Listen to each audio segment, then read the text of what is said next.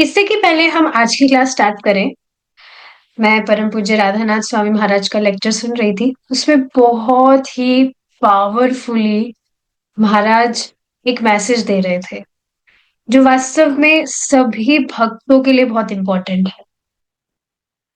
तो उसमें महाराज डिस्कस कर रहे थे अबाउट श्रीला भक्ति सिद्धांत सरस्वती ठाकुर जी, कि श्रीला भक्ति सिद्धांत सरस्वती ठाकुर जी कहते हैं, do not give up your devotional service. चाहे कितनी ही दुविधाएं क्यों ना आए, कितनी ही परेशानियां क्यों ना आए, लोग असम्मान करेंगे और दुत्कार भी सकते हैं कि ये क्या तुम बस अपना पूरा जीवन खराब कर रहे हो, उटपटांग शब्द कुछ भी बोलेंगे, आपको खूब सुनने को मिलेगा। चाहे मिले कि तुम अपने जो कर्तव्य हैं उनसे तुम मुख मोड़ रहे हो, ये कर रहे हो, वो कर रहे हो, क्योंकि ये सब फिर भी व्यक्ति को अपनी जो भक्ति है वो नहीं छोड़नी चाहिए, क्योंकि ये सब आएगा ही। ऐसा बिल्कुल भी नहीं सोचना चाहिए कि भाई अब मैं क्योंकि भगवान कृष्ण की सेवा कर रहा हूं तो सब कुछ मेरे हिसाब से चलेगा, हर कोई मुझसे प्रेम करेगा, I am very loving devotee, मैं कितना अच्छा बच्चा हो गया हूं, सब मेरी सराहना करेंगे और सब कुछ बहुत कंफर्टेबल हो जाएगा क्योंकि मैं कृष्ण की सेवा कर रहा हूं।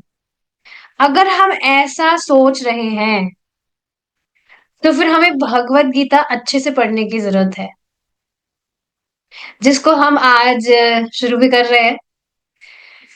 कृष्णाज विलिंग, आज से डेली 4 बजे भगवत गीता की क्लास होगी। मैं नहीं ले रही हूँ, we will be hearing Prabhu ji recording.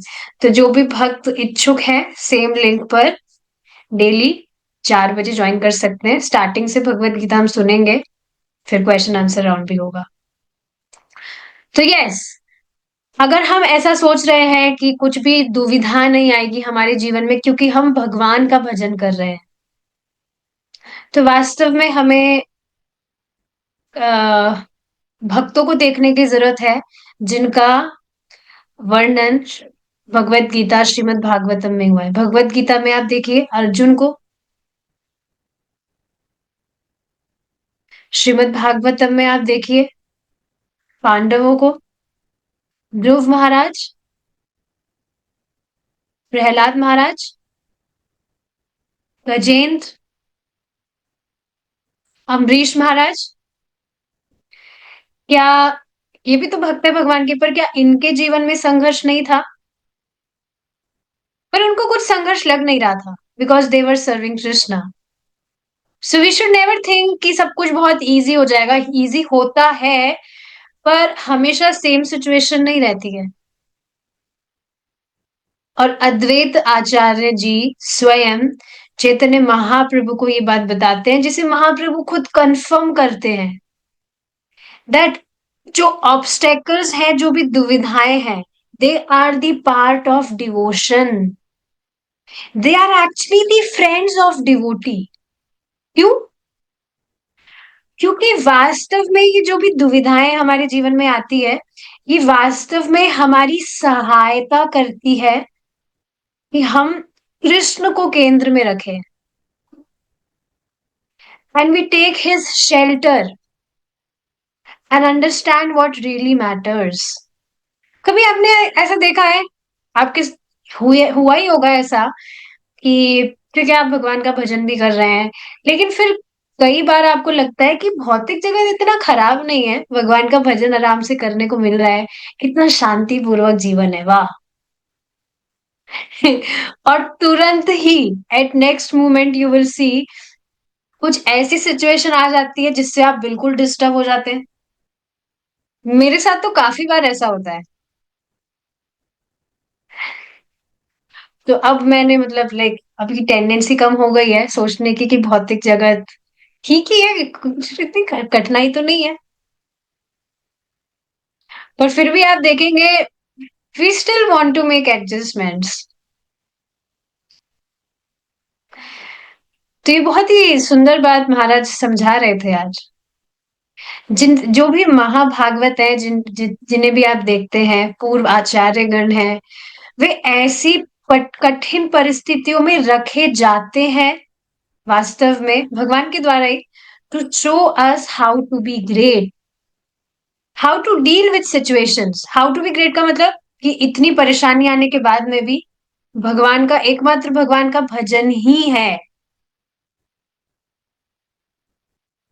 और कोई गति नहीं है, ना गतिर अन्यथा।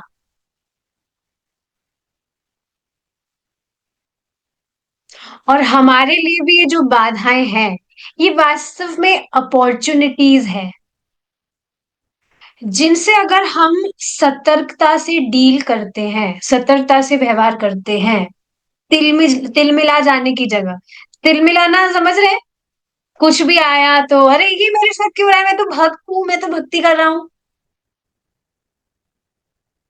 एकदम सतर्क होकर वी बिकम कॉन्शियस कि जो भी हो रहा है, ये बस कुछ समय के लिए एज अ फेज मेरी लाइफ में आया है, कुछ टाइम के बाद चला जाएगा। Then we make then we become great devotees. We should never give up.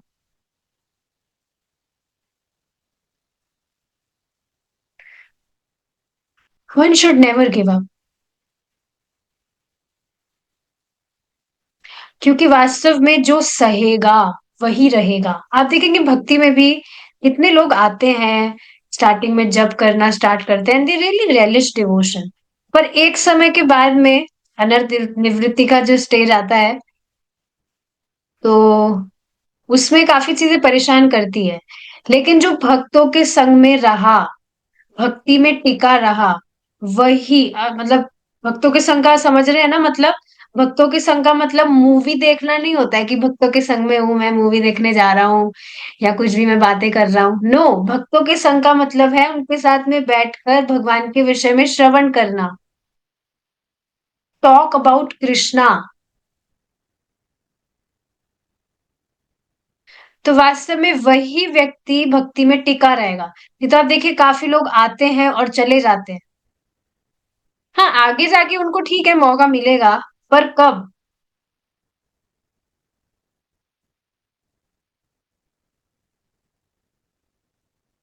So one should never give up.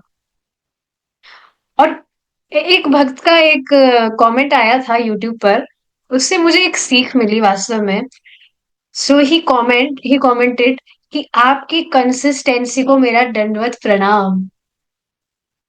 तो मैं इस पर क्या रिफ्लेक्ट कर रही थी कि भक्त मतलब वास्तव में भक्त बचाए हुए हैं, आप सब आ जाते हैं डेली सुनने के लिए, इस वजह से ये डिस्कशंस हो पा रहे हैं। और भी काफी भक्त है जो रिकॉर्डिंग्स वगैरह सुनकर मुझे थोड़ा बूस्ट देते हैं कि हाँ, तो उस वजह से आप देखेंगे कि वास्तव में भक्तों ने बचाया हुआ है मुझे। कंसिस्टेंसी जो मेंटेन हो पा रही है वो आप सब भक्तों की वजह से हो पा रही है। अगर मैं सोचती कि मैं अकेले मेरा रीडिंग करूंगी और आराम से मैं करूंगी, कितने दिन में कर पाती। और मेरी बात नहीं कर रही, कोई भी व्यक्ति इस तरह से सोच रहा है जो भक्तों की संगत छोड़ देता है और सोचता है मैं आराम से अकेले भजन करूंगा, वो ज्यादा दिन कर नहीं पाएगा। अभी तक से, शुरू तक से अभी तक मैं सिर्फ एक ही चीज मैं मतलब नोटिस कर पाई हूँ आज तक, कि मैंने स्टार्टिंग से बहुत ही मतलब स्टार्टिंग से मेरी रुचि थी कि मैं खूब टाइम टेबल बनाती थी, मुझे ये फॉलो करना है, वो फॉलो करना है। लेकिन भक्तों की संगत में रहकर एकमात्र भक्ति ही है जो नियमित रूप से हो पा रही है। भगवान के नामों का जप, उनके विषय में श्रवण वगैरह आदि इत्यादि, एकमात्र भक्ति ही है जो संग की वजह से कंटिन्यू हो पा रही है।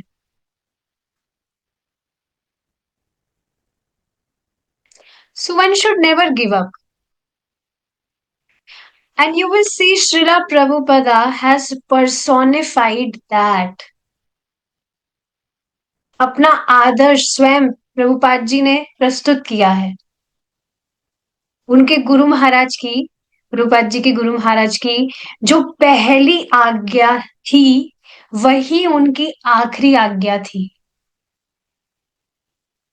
क्या थी उनकी पहली आज्ञा गुरु महाराज की? आप लीलामृत सब पढ़ ही रहे हैं। पहली बार जब शिला भक्तिसान सरस्वती ठाकुर जी ने अभय को देखा था, पर प्रभुपाद जी को, तो देखते ही तुम तुम क्यों नहीं जाकर प्रचार करते हो चैतन्य महाप्रभु के विषय में? क्यों नहीं तुम पूरे विश्व भर में संदेश देते हो? और वो जो फर्स्ट इंस्ट्रक्शन था उनके गुरु महाराज से, that was his last instruction. Chaitanya Mahaprabhu का संदेश पूरे देश भर में प्रचार करना। और आप देखेंगे पूरे जीवन, मतलब पूरा जो टाइम था उसमें तो, मतलब बाद में 70 साल की उम्र में ये चांस मिला, तब वे कर पाए। बाद में जाके कितनी कठिनाई आई, हार्ट अटैक्स आए, बाहर अमेरिका में गए, वहां पर कुछ भी लक्ष्मी वगैरह नहीं थी, देयर वाज नो मनी। और जो उनको जानते थे उन्होंने साथ के, उन्होंने भी उनको दिया नहीं, उन्होंने सोचा कि हमारा जो पैसा है वो वेस्ट ही जाएगा। But he never gave up. आप इस जगत में भी देखिए ना, बिल्कुल प्रैक्टिकल चीज है, कोई भी जो व्यक्ति है वो महान कब कहलाया गया है इस जगत में भी, कब वो महान होता है? जो कभी भी गिव अप नहीं करता अपने मुकाम को, मतलब गिव अप नहीं करता जब तक वो अपने मुकाम को हासिल ना कर ले। सही बात है कि नहीं, आप बताइए। आज जो भी लोग याद किए जाते हैं, जो भी लोग हैं, सामान्य एग्जाम्पल से समझ रहे हैं हम, पता नहीं वो कहाँ है, पर उनकी एकमात्र इसी क्वालिटी की वजह से ही कि वे बहुत संघर्ष किए, उन्होंने हार नहीं मानी और अपने मुकाम को हासिल किए। इन्हीं का भी एग्जाम्पल आप देख सकते हैं, मैं नाम नहीं बोलना चाहती। तो आप सोचिए, जो एक साधारण व्यक्ति कुछ पैसों के लिए, कुछ प्रतिष्ठा, कुछ पॉलिटिकल पावर वगैरह के लिए, या लोगों की सहायता कर रहा है एज अ फिलेंथ्रोपिस्ट बन के, अच्छा काम कर रहा है, तो वो लोग इस तरह का, मतलब इतनी मेहनत कर सकते, तो एक भक्त को कितना लग जाना चाहिए to show his love for Krishna.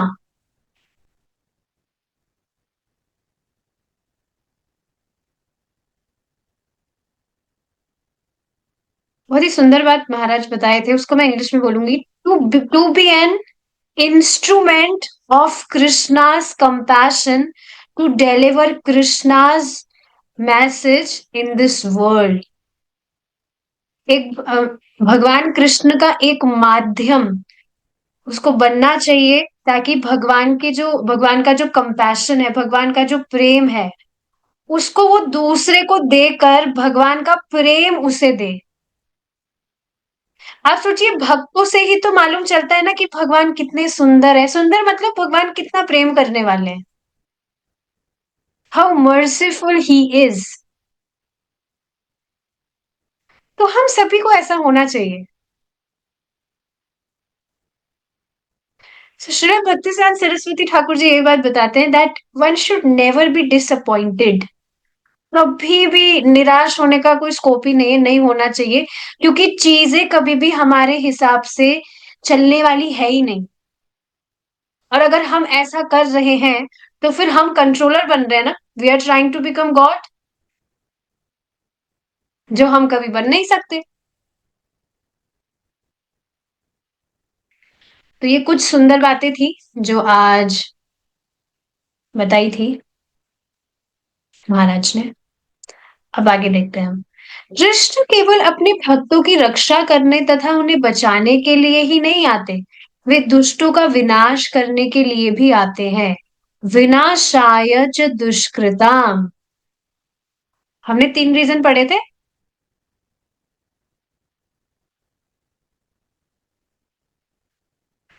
कहाँ गया वो श्लोक? वो बहुत पीछे गया, पर हमने 3 श्लोक देखे थे। साधुओं का परित्राण करने के लिए, दुष्टों का विनाश करने के लिए और धर्म की स्थापना करने के लिए। तो कृष्ण केवल अपने भक्तों की रक्षा करने तथा उन्हें बचाने के लिए नहीं, वे दुष्टों का विनाश करने के लिए आते हैं। कृष्ण अर्जुन तथा पांडवों को विश्व का शासक बनाना चाहते थे, क्योंकि वे अत्यंत पवित्र, क्षत्रिय थे और उनके भक्त थे। साथ ही वे दुर्योधन के नास्तिक दल का उन्मूलन करना चाहते थे। उनके प्रकट होने का तीसरा कारण, जैसा कि पहले कहा जा चुका है, वास्तविक धर्म की स्थापना करना होता है। धर्म संस्थापनार्थाय। इस तरह श्री कृष्ण के अवतरित होने के तीन प्रयोजन होते हैं। वे भक्तों की रक्षा करते हैं, दुष्टों का विनाश करते हैं और जीवात्मा के वास्तविक धर्म की स्थापना करते हैं। ये श्लोक हमने ऑलरेडी डिस्कस किया था। वे केवल एक बार नहीं, अपितु बारंबार अवतरित होते हैं। संभवामि युगे युगे, हर युग में। और आप सोच रहे होंगे कि ये क्या फिक्स है, ये क्राइटेरिया कि भगवान हर युग में अवतरित होंगे ही? क्या हर बार ही धर्म की गलानी होती ही है? तो इसको देखिए, प्रभुपाद जी आगे समझा रहे हैं। क्योंकि यह भौतिक संसार ऐसा है कि संतुलन स्थापित हो जाने पर भी कालांतर में यह फिर गड़बड़ा जाएगा। तो जी हाँ, इस जगत का स्वभाव ही ऐसा है, क्या बोलते हैं मतलब इस जगत का स्वभाव ही ऐसा है कि यहाँ पर कुछ भी संतुलन में बैलेंस्ड करके नहीं रहेगा, बैलेंस में चीजें नहीं रहेगी। भगवान आते हैं, धर्म की स्थापना करते हैं, लेकिन जैसे जैसे टाइम बीतता है, कालांतर में वैसे वापस से सब कुछ गड़बड़ा जाता है, धर्म की गलानी हो जाती है। फिर वापस से भगवान आते हैं, तो इस तरह से ये चलता रहता है। यह संसार ऐसा बनाया गया है कि चाहे हम कितनी ही अच्छी व्यवस्था क्यों ना करें, उसमें शनय शनय गिरावट आ जाती है। प्रथम विश्व युद्ध के पश्चात संधि पत्र यह हस्ताक्षर हुए, संधि पत्र पर हस्ताक्षर हुए और थोड़े समय के लिए शांति आई, किंतु शीघ्र ही द्वितीय विश्व युद्ध आ धमका। और अब जब वह समाप्त हो गया, तो तृतीय विश्व युद्ध की तैयारी हो रही है। तो आप देख रहे हैं, वॉर के बाद वॉर्स, युद्ध के बाद युद्ध। इस भौतिक संसार में यह सब काल की करनी है।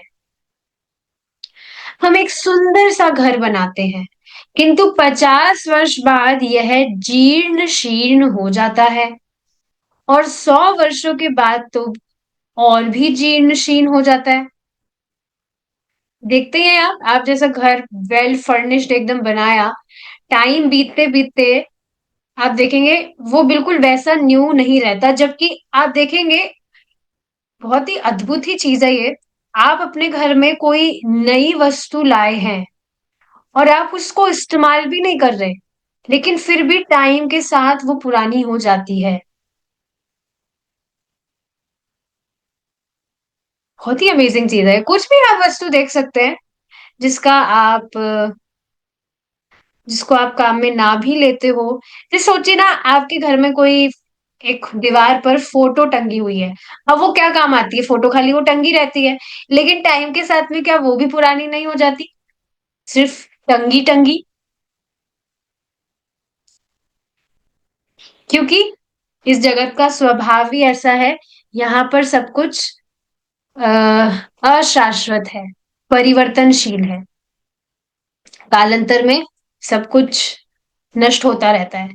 इसी प्रकार जब तक यह शरीर तरुण रहता है, तब तक लोग इसकी परवाह करते हैं, इस पर प्यार की वृद्धि करते रहते हैं और सहलाते हैं। किंतु जब यह वृद्ध हो जाता है, तो कोई भी इसकी परवाह नहीं करता।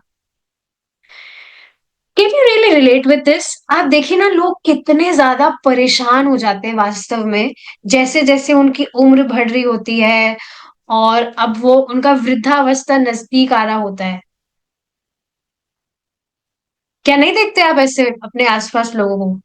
टेंशन होने लगती है उनको कि अब हम पहले जैसे युवा नहीं रहेंगे, अब हमारे मुंह पर झुर्रियां आ जाएगी, हम पहले जैसे नहीं दिखेंगे। और इस वजह से लोग कितने कितने ट्रीटमेंट्स भी कराते रहते हैं, ये क्रीम लगाएंगे, वो पता नहीं क्या क्या चीजें कराते रहते हैं, so that they may look young. पर कब तक? आप ये चीज देख रहे हैं, जो भी व्यक्ति इच्छाएं कर रहा है, वो इच्छा गलत नहीं है, पर उसको जिस तरह से वो पूरा करने का प्रयास कर रहा है, वो एकदम वास्तव में खुद के साथ छलावा कर रहा है।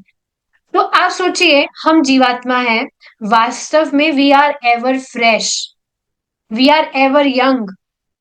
जैसे भगवान Krishna is ever young, ever fresh. तो क्योंकि हम उनके अंश हैं, तो हम भी ऐसे ही हैं। पर क्योंकि हम इस भौतिक शरीर के अंदर है, जो कि अशाश्वत है, तो इस वजह से हमें वृद्धावस्था प्राप्त होती है। नहीं तो वास्तव में जो जीवात्मा है वो कभी वृद्ध नहीं होता है।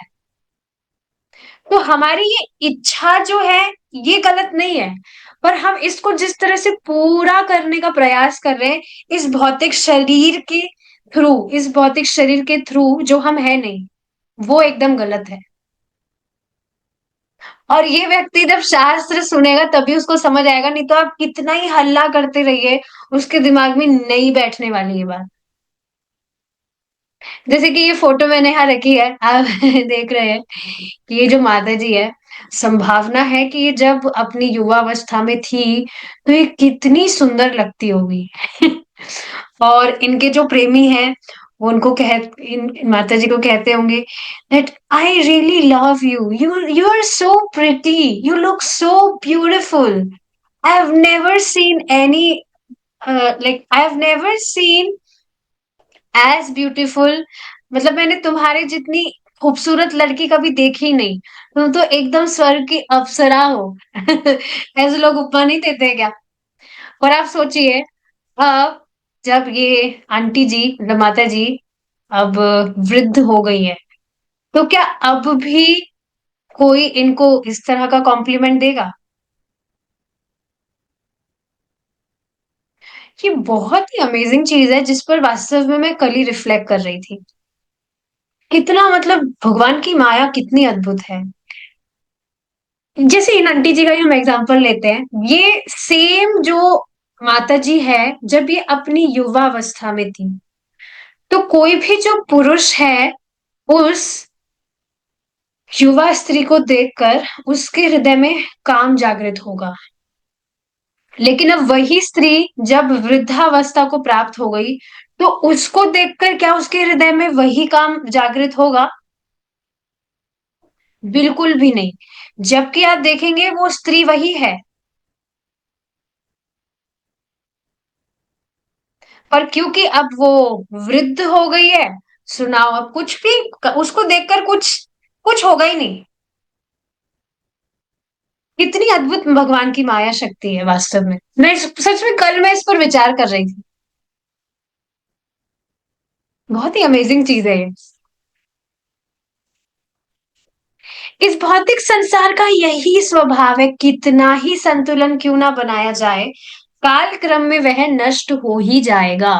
तो वास्तव में व्यक्ति को कहाँ पर अपना टाइम एनर्जी इन्वेस्ट करना चाहिए? भगवान की भक्ति में। क्योंकि एकमात्र भगवान की भक्ति ही है जो कभी भी नष्ट नहीं होती है। बाकी सब तो आप देख रहे हैं, सब कुछ नष्ट हो ही जाता है। जैसे एक और पॉइंट मुझे यहाँ पर रखना है, उसी टॉपिक से रिलेटेड है जो मैंने आप सबसे शेयर किया था। उस टाइम, उस दिन वो मैं बात बोलना भूल गई थी। वो जो जिन बच्ची के विषय मैंने आपको बताया था, who is no more now. तो मैं बस सोच रही थी कि हम देखिए, हम हमारे आसपास ही लोगों को देख रहे हैं कि सब मर रहे हैं। everyone is leaving their everyone they are leaving their bodies। हर कोई मर रहा है वास्तव में। और हमारा भी एक दिन वह दिन आएगा। तो जितना हो सके हमारे पास में ये जो मनुष्य जीवन है, ये वास्तव में बहुत वैल्यूएबल टाइम है। जो भी हमने भगवान के लिए किया है, जितना भी हम नाम जब भगवान के श्रवण कर रहे हैं, एकमात्र वही हमारे अकाउंट में जा रहा है। बाकी जो भी हम भौतिक प्रयास यहाँ कर रहे हैं, वो सब हम वास्तव में टाइम खराब हमारा कर रहे हैं। ये भौतिक देह बिल्कुल भी अच्छा नहीं है। पर इस भौतिक देह से व्यक्ति परम श्रेय की प्राप्ति कर सकता है अगर वह भगवान के भजन में लगा है। नहीं तो ऐसे तो हम बहुत जल्दी हो ही जाएंगे। जैसे आज एक और पॉइंट में रिफ्लेक्ट कर रही थी, एक माता जी आती है, उनका नाम मैं नहीं रख रही हूँ, श्रीमद् भागवतम की क्लास में आती है वो, आज भी आई थी।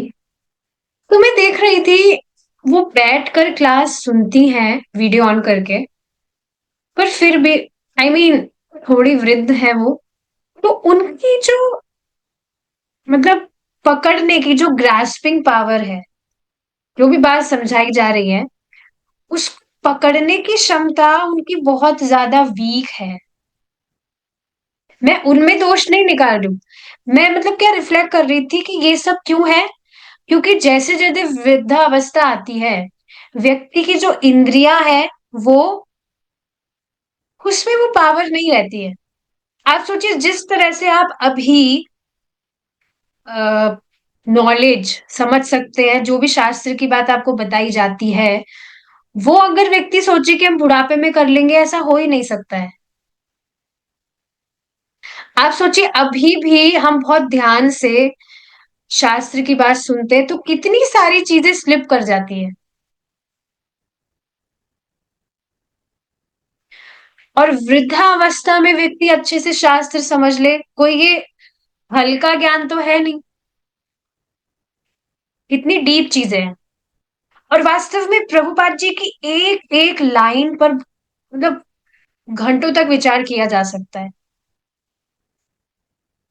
मैं खुद बता रही हूँ ना, मैंने डिसाइड किया था कि मैं उन भक्त के साथ में प्रभुपाद जी की पुस्तक का, छोटी पुस्तक होगा, सिर्फ एक पेज हम पढ़ेंगे, और उसमें क्या 5-10 मिनट लगेगा, लेकिन उस एक पेज पर ही पूरा आधा एक घंटा डिस्कशन हो रहा था।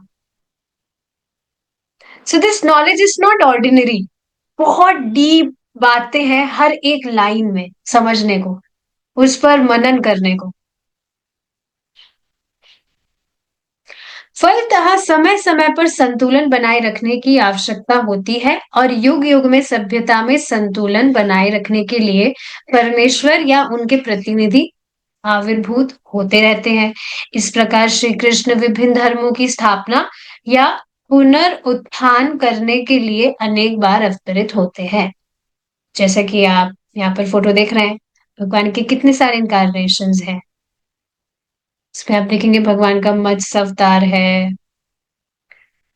वरादेव का अवतार भगवान का, नरसिंह देव, वामन देव, भगवान श्री राम, भगवान श्री कृष्ण खुद, भगवान बौद्ध।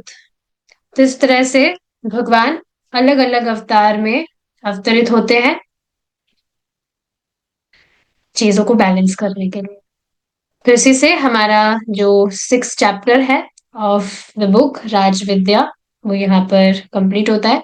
We will be starting with our next chapter in our next class, if Krishna desires. Thank you so much for joining. Hare Krishna. Jai Srila Prabhupada.